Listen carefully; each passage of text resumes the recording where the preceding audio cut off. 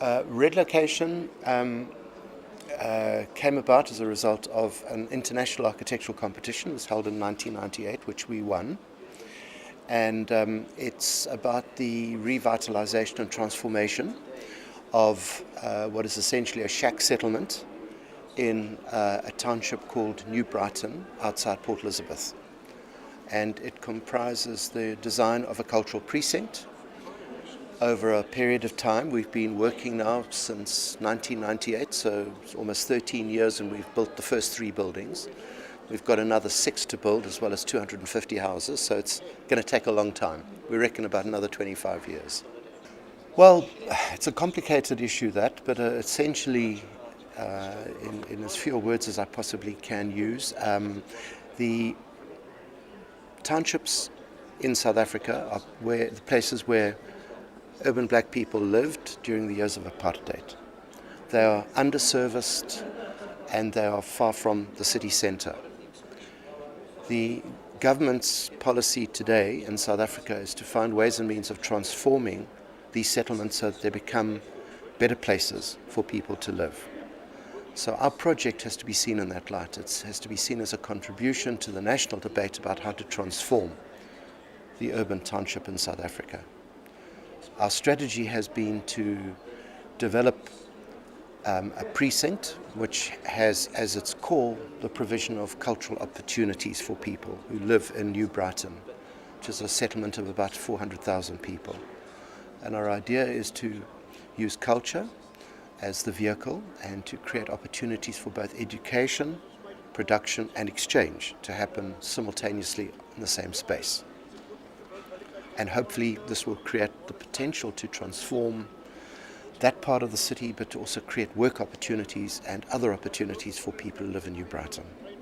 Yeah, well, what we tried to do in the first building that we designed was, which was to be a museum, and it was meant to be a museum that would deal with the history of the struggle of people in that part of the city to free themselves from apartheid. And I started off by thinking, well, how do you make a museum for people who don't know what a museum is, because they've never been to a museum in their lives?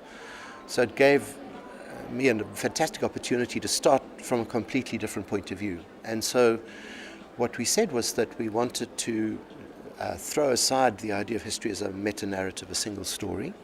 We wanted to deal with the idea of remembering the past as a series of memories.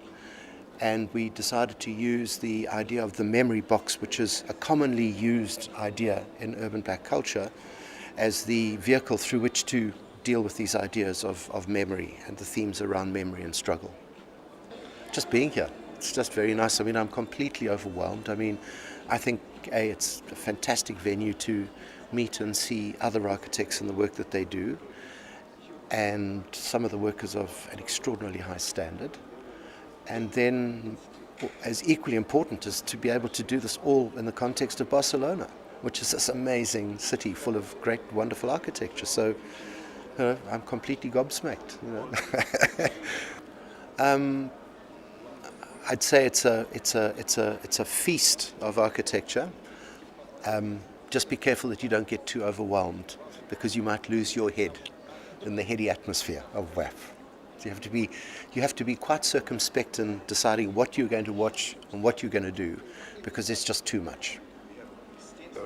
It's just that I think, I mean, I've always worked on the principle that if you make a building as an architect, you should be able to show it with equal ease to your contemporaries, your peers, as you could do to your grandmother. And if it can stand the test of 3 generations, then it's good. I would say that most of the contemporary architecture made today, particularly the so-called global architecture made by star architects, is only understood by the architect who made it. And even then, I'm not sure that they know what they're talking about. So I think we live in a kind of dreadfully mixed up world. So essentially in South Africa, where we have people who are fairly, they come from different cultural circumstances, and in a sense, where they come from, they haven't really been inculcated into the language of, say, Western architecture.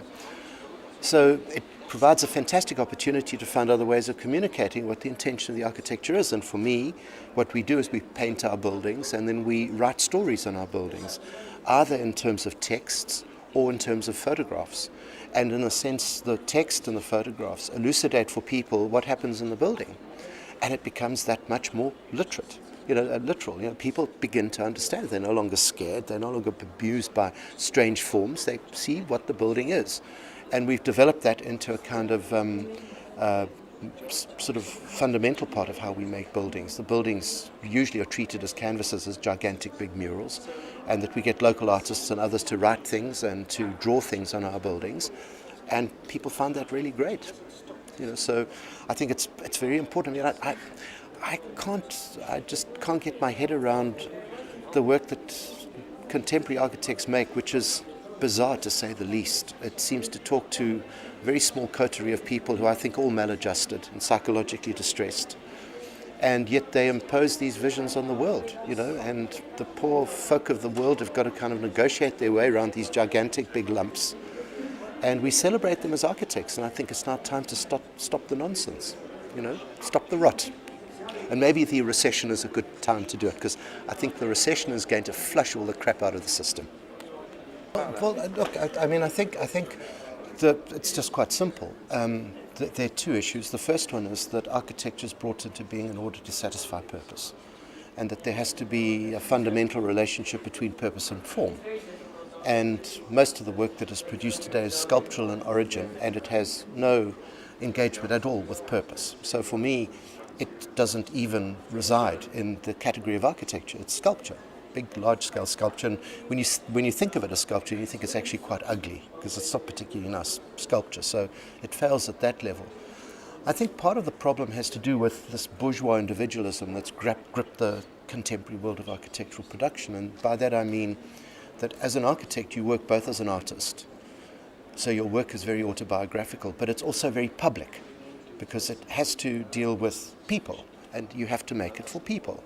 So the question is how do you negotiate between these two extremes, the sort of autobiographical instinct of the artist, and then the need to make something that is public in its nature and is going to be used by other people. And it seems to me that a lot of the work that we see being produced in the world today is autobiographical and nothing else. And it seems to exclude entirely the idea that this is something for the public. Once you've made a building, that's it. The public take it over and they use it. And they're not actually interested in any theories or any complicated ideas that you might have used to justify your form. They either like it or they don't. And they're not actually interested in the stories that architects tell each other. So it's sort of I think we're gripped in a sort of condition of madness. I just can't believe the stuff that I see being built.